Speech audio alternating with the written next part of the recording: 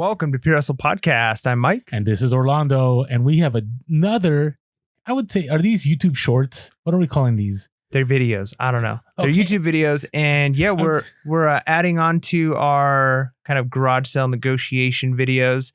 And this time, instead of talking about like phrases we use, we're going into some techniques.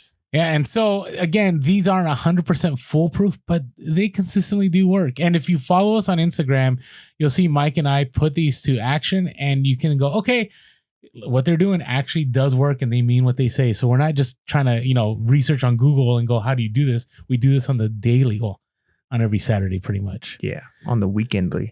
So let us know. Let us know in the comments below what your favorite technique is. Maybe it's a technique from this video that you enjoy and that you use, or maybe you haven't thought of, or maybe there's something you do on your own that we're not talking about. Let us know in the comments below what your favorite negotiation technique. This might be estate sales, garage sales, thrift stores, swap meets, wherever it is that you're making these deals offer up. Craigslist. So let us know your favorite techniques. What do you use? How do you use them? And then while you're doing that, make sure to like and subscribe, hit that bell notification so that you know when we are creating more content. All right. So the very first one is one we talk about all the time, but it is, I believe, the best technique, period. Like, I don't think there's any other technique that gets the price down than saying absolutely nothing. Gonna give some context though, because that kind of throws people off. Yeah, so we talk a lot about the importance of not giving the first number. There's techniques you can use when you're forced to give a number, and we'll talk about one of those. But ideally, you never want to give the first number. And even if they come at a high number and you're not ready to give like a really low number yet, you can kind of just sit there in silence. So maybe they say, well, I don't know, what would you offer for me, or make me a fair price? You kind of just nod, you look at it. It's tough though. Look back at them. You want to talk and fill in that gap. Like if this video was our long form podcast, I would have Mike do it. And literally I have been silent for 2 minutes, just awkwardly, just standing there. And there's things you can do during it. You can like look at the item. You can look on your phone. You want to be the individual that is in play here. That is in the power play. Yeah. And again, because we're thinking about, and if we go back to our book review where we did Never Split the Difference by Chris Voss, we talk about a lot of the psychology behind these and kind of the science behind why these work. But one of the things is you're putting the ball in their court in the sense of they're going to want to fill in that silence. Nobody likes that awkward silence. And so if you can create that silence and not give in, because it's kind of almost like you're playing a game of chicken. They're going to want you to give a number. They're going to want you to give a price. But if you don't give that price and you kind of force them to give a price, you at least know where where you can move from. Because that's the big thing. A lot of people say you should give the price. It doesn't matter. Well, one of the reasons you don't give that number is you might go too high. I've done this when I first started reselling. I'd look at an item, like a stack of books, and I could probably sell this stack of books for however much. Oh, will you take $10 for this? And they'll say, yeah. And then I leave. And then as I've started reselling, I'm like, you could have got it for $1. Yeah, exactly. I don't know. I don't know what I could have got it for, because I might have asked, what would you take for this? And they might have said $5 for the stack.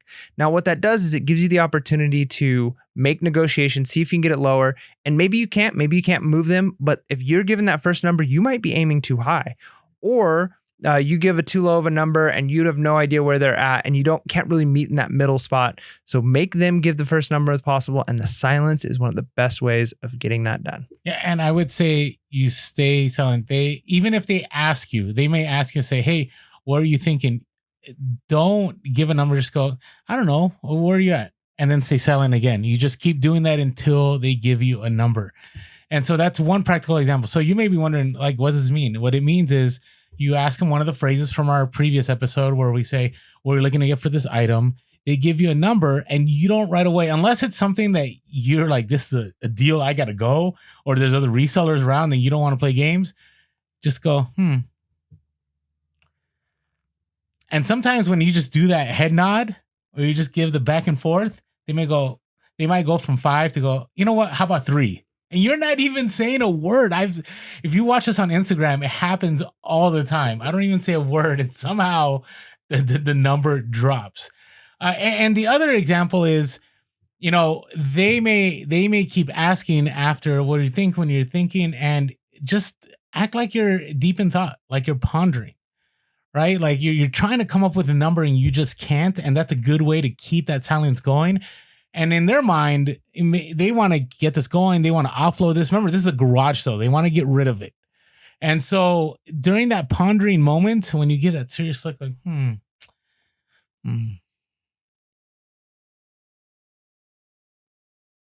they'll eventually give you another no. I know that was awkward, but that's what I mean. Awkwardness is golden. Yeah. All right. You ready for number 2? Let's bring it. How long did you think I was going to go there? You know, I was wondering if I needed to break the silence and say, all right, you're making this awkward. Let's move on. But I was like, no, I'm not going to break the silence because that just goes to show like there's that anxiety, that tension. You got to break that silence. I was going to go longer, but I was like, all right, we only got so much time. All right. Next one. Now, this one I'll have to explain a little bit, but is making the bundle expensive. Does that make sense to you? Go ahead and explain. Okay, so what I mean by making the bundle expensive, like you've pretty much heard the term of bundling, right? Where you take a bunch of items, you put it together, and that's a great way to get an awesome deal. But the next step is you put all the items together and you pick out something that you're kind of on the fence about that's expensive, or maybe that you don't even plan on getting, and you throw it in the bundle. And then you throw in the bundle and they think that they're giving you a good deal. So they'll, you're already putting all the bundle together. You're saying, hey, so what are you looking to get for all this? And they may give you some number and it's like, it's not going to work at all. Or they may give you a number and it might kind of work. And then once they give you that number, then you take that one item that's expensive that you really weren't caring about or that you're on the fence about and you remove it and go, you know what? I don't know. Let's move this way. What about now? What about just for this? I mean, this was kind of pricey. What are you thinking now? And usually that'll get you a far better number. Yeah, no, it's very useful to remove an item. And like you said, you can kind of play it strategically where you're intentionally adding a more expensive item, or maybe all the items you're planning on getting and you just remove the item with the least profit margin for you. By doing that, you're potentially getting a better deal. Now, one of the benefits of doing a technique like this is your intention might be to lower the price by getting rid of that big item. They're willing to say, well, that item I was hoping to get $50 for. So then they end up dropping the price of your bundle significantly. But the benefit of doing this too is sometimes bulk is very, it's alluring to a lot of people who are trying to sell. They're trying to get rid of a lot of things.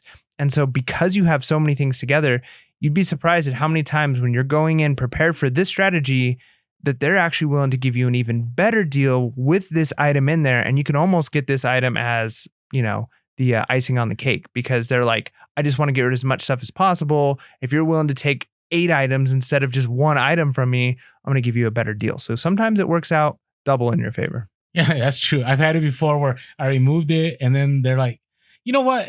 Let's just get all of it out of here. So good point.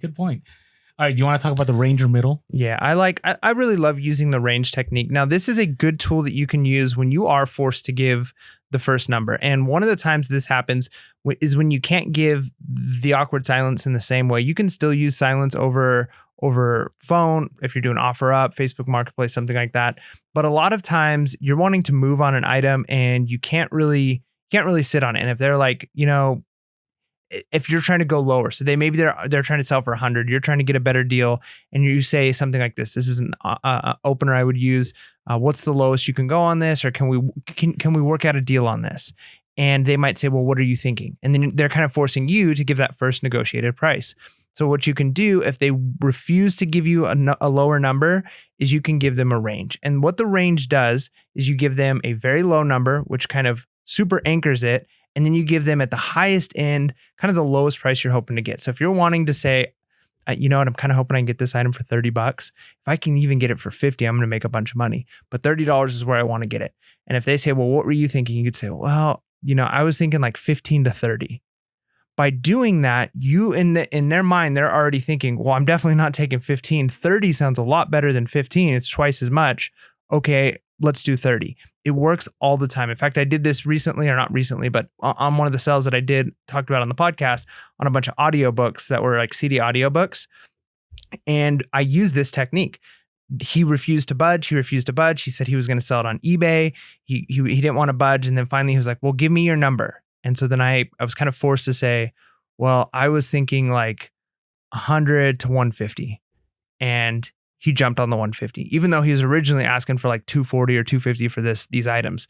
And so by giving this range and giving a lower number, now you don't want to insult them and say, I was thinking like $1 to 150. That's not going to work because that's too big of a range. But sometimes by giving that really low number, you can get them to that higher number. That's how I use the range.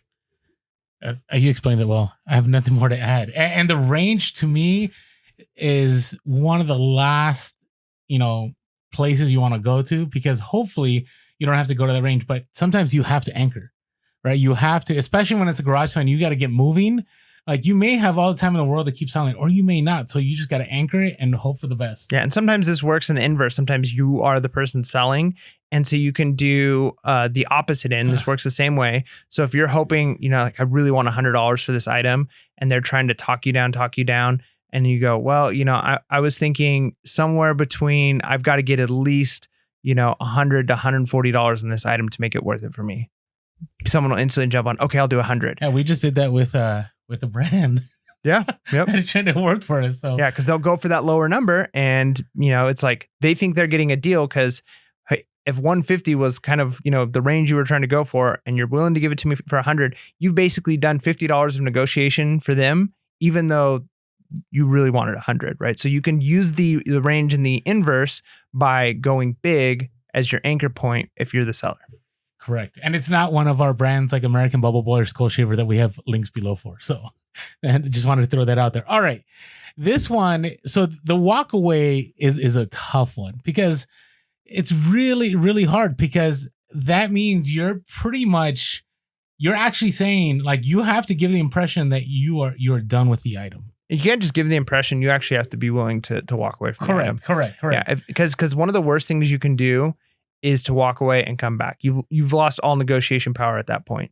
Now you can come back, but I'll talk about that in a moment. Yeah, I mean that is a thing you can do in certain situations. But if you give a number, they say no, you walk to your car, you're looking on your phone, you come back, and then you're trying to negotiate again, they're going to assume that you really, really want this item. If you do it that way, yes. I'm talking about you're walking away, you're getting in your car like, hey, just want to give you one last opportunity. I want to get it off your hands. What are your thoughts on making this happen? Yep. And it's 50-50, right? Sometimes they're like, all right, see you later.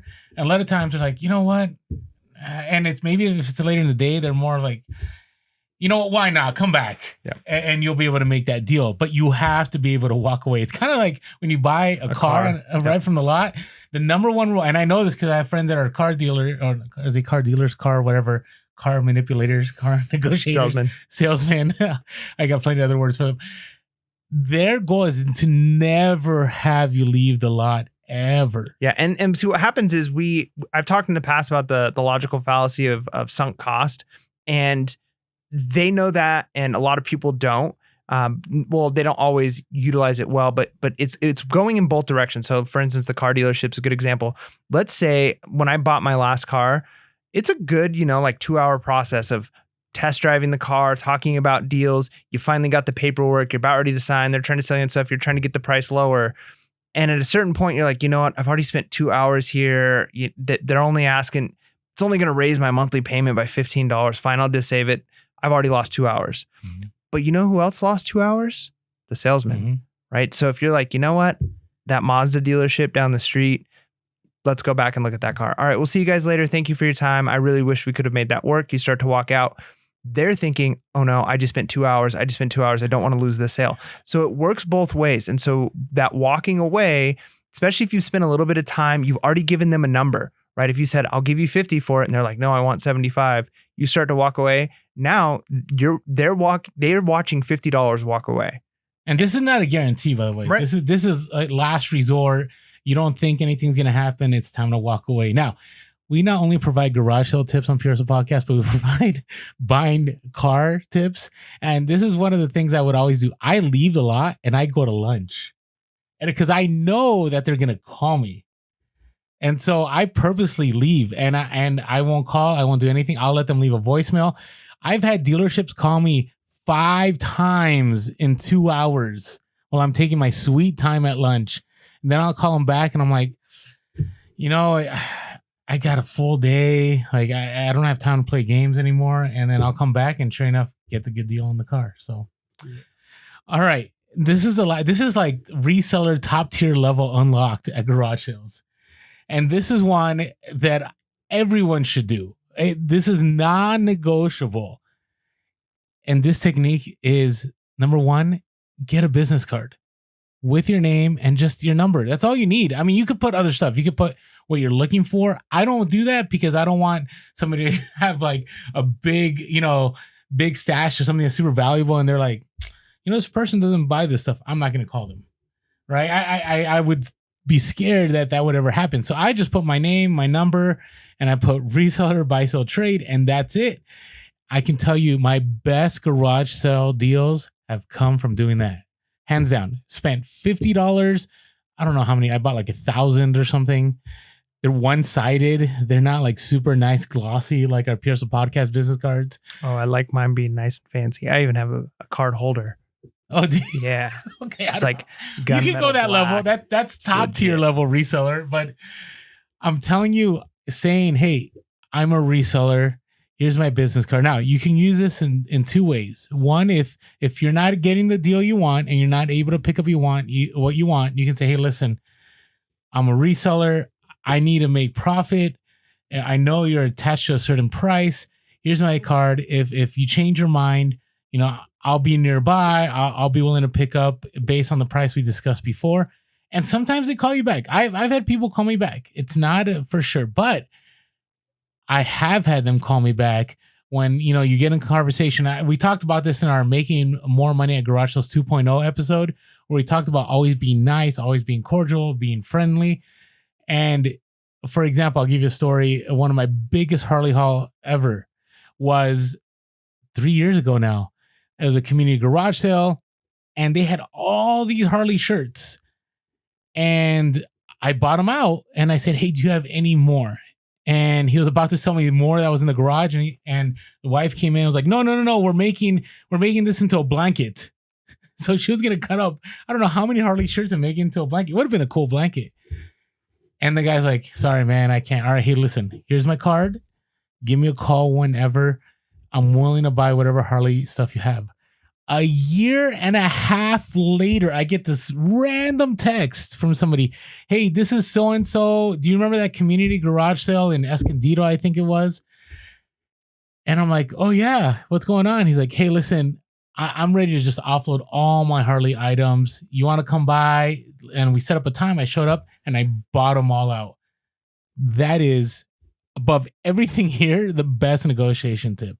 Yeah, and it works really well too. I've made a couple of connections at swap meets because we've talked about, some of the people who have booths at swap meets are people who do junk sales, right? Or they buy like they'll haul junk or they'll clean out estate sales, whatever they don't sell at the estate sale, they throw in a giant trailer and they try and sell it at the swap meet. Whatever doesn't sell in a week or two, they just take to the dump. Now, if you give them a card, I do have on my card certain things that I'm looking for, and that there are downsides to that. But I told them specifically, hey, if you get board games, if you get this, give me a call. And it's like, oh my goodness, I get board games all the time. Sweet, I'll give you a call. Because you're helping them out too, because now they actually have a buyer when they're getting all this stuff instead of just going to a swap meet and hoping that somebody's going to buy the stuff. You've got a card, you're good to go. And there you have it. So hopefully these 5 tips help you make more profits at garage sales. Take a look at our other video where we talk about the 5 phrases, and then you can incorporate these negotiations and do really well at garage sales. That's right. And as always, hit that like and subscribe button and make sure to be real, be relevant, and be reselling. Late. Peace.